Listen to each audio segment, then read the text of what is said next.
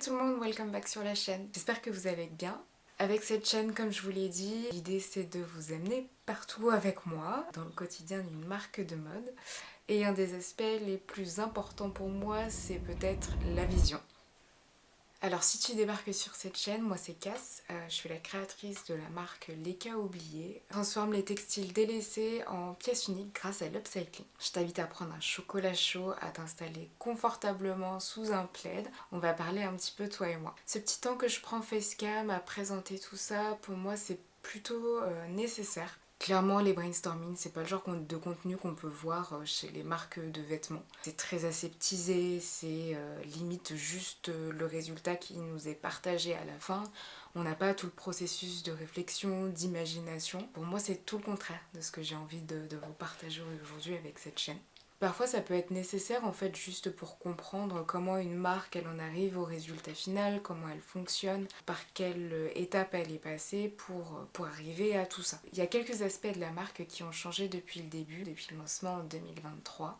Si tu suis l'aventure depuis ça, bah tu le sais, que c'est pas l'idée de base clairement. Et comme je vous le disais dans la première vidéo, d'ailleurs elle est juste en haut si tu ne l'as pas encore vue, la marque elle évolue avec la personne que je suis. Forcément les idées que j'avais au début, quand j'ai créé Les Cas Oubliés, sont plus du tout les mêmes aujourd'hui. On est passé d'une minette qui voulait chaîner des tissus de seconde main pour les vendre à d'autres couturières à une nana qui veut véritablement avoir sa marque de vêtements, sa marque de mode, juste parce que c'est son rêve depuis qu'elle a 9 ans en fait. Les remises en question c'est normal, parfois ça remet dans le droit chemin, parfois c'est un peu plus drastique. Et à la fin on va se dire bah on va complètement changer les choses en fait. C'est un peu ce que j'ai fait toute l'année dernière, à réfléchir ce que je voulais pour ma marque et en fait à savoir vraiment comment la faire passer à un niveau supérieur. Un des gros aspects sur lesquels j'ai passé pas mal de temps à réfléchir, justement c'est le cœur de mon travail. Au début on fonctionnait avec des drops mensuels, donc avec environ 10 pièces. J'avais le temps en un mois de faire à peu près 10 pièces, mais les pièces n'étaient pas forcément liées entre elles, il n'y avait pas de connexion. J'avais vraiment envie au fur et à mesure de constituer des véritables collections avec un thème précis, avec une esthétique différente à chaque fois, qui fasse référence à une inspiration unique. C'est d'ailleurs ce que j'ai initié avec les 3 dernières collections. Chacune d'entre elles est inspirée de thématiques clés, soit des éléments de la vie quotidienne qui sont complètement intrinsèques à ma personnalité, soit elles font référence à d'autres qui ont plutôt bâti les héritages à partir duquel je me suis construite moi-même. Ou alors tout simplement elles font référence à des univers artistiques qui sont emblématiques pour moi. Ces 3 dernières collections, ou finalement ces 3 premières collections en un sens, retranscrivent tout ça. Mais voilà, l'objectif c'est de se baser sur cette idée globale pour construire les prochaines collections. Mais l'objectif c'est ça, c'est l'idée globale de se baser sur ce qui nous entoure, les choses du quotidien qui nous inspirent et comment ça peut résonner aussi en vous. Et de voir comment on peut prendre tout ça pour l'illustrer à travers un vêtement. Forcément, s'il n'y a pas de prod, il n'y a pas de collection et inversement. L'un ne va pas sans l'autre. Donc forcément, ça inclut d'autres aspects sur lesquels j'avais besoin de réfléchir. J'ai un peu teasé l'information, notamment sur le site internet et sur le canal Insta, où j'y fais référence. J'ai délégué une partie de ma production. Je travaille depuis décembre 2025 avec un atelier d'insertion qui emploie 6 personnes à temps partiel. Donc c'est des personnes qui construisent un projet professionnel propre à chacune, parce que ce sont que des femmes pour le moment, qui ont la possibilité d'avoir un emploi rémunéré à temps partiel pour avoir cet équilibre entre le projet qu'elles mènent et d'avoir une rémunération. J'avais une grosse appréhension à passer ce cap. Finalement, je sais pas si c'est une étape obligatoire, mais ce que je veux dire, c'est que si j'avais envie d'amener la marque à un niveau supérieur, j'avais besoin de déléguer une partie de mon travail. Et déléguer la production quand on est créative, c'est un peu compliqué. Je saurais pas trop comment expliquer le sentiment que j'avais. C'était à me demander ce que j'allais faire dans la journée sans la production. Avoir peur que les autres personnes n'arrivent pas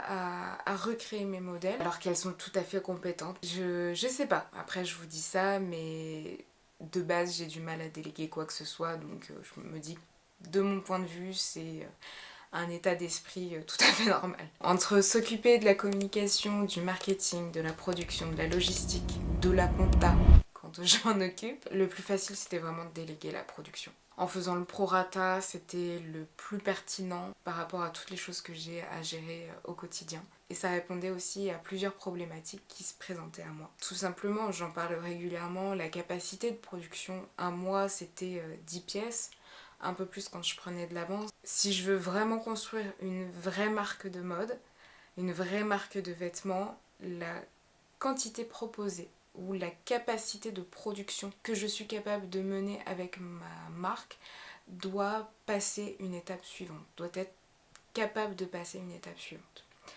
Le deuxième point, c'est que je vais potentiellement reprendre un job à temps partiel, puisque c'est la vie d'artiste qu'on a choisi de mener. Et je voyais mal comment combiner en fait ma capacité à produire des modèles et le fait de passer la moitié de mon temps sur un job partiel. Sachant que voilà, sur un mois j'ai la capacité de faire tant de modèles, je me dis que si sur un mois aussi il y a la moitié de mon temps qui est pris par ce job, il faut que j'arrive à, je sais pas, me dédoubler pour pouvoir faire la prod ou quoi. Et en fait le dernier point justement qui est peut-être qui rejoint tout ça, c'est le temps.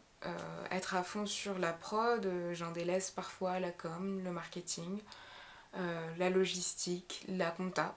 Voilà, comme je le disais au début, j'avais besoin de retrouver peut-être un équilibre en fait sur chaque poste auquel j'occupe aujourd'hui en tant que gérante de ma marque. Arriver à gérer tous les aspects que ça me demande et d'avoir en fait un équilibre juste entre tout ça. Petit point bonus en fait sur tout ça, c'est l'accoutumance ou plutôt l'ennui que j'aurais pu éprouver. J'adore la couture, je couds depuis 2018 voire 2017, mais pour moi, quand je couds pour moi, c'est des modèles différents, c'est des coupes différentes, à chaque fois c'est une nouvelle réflexion, c'est une nouvelle création.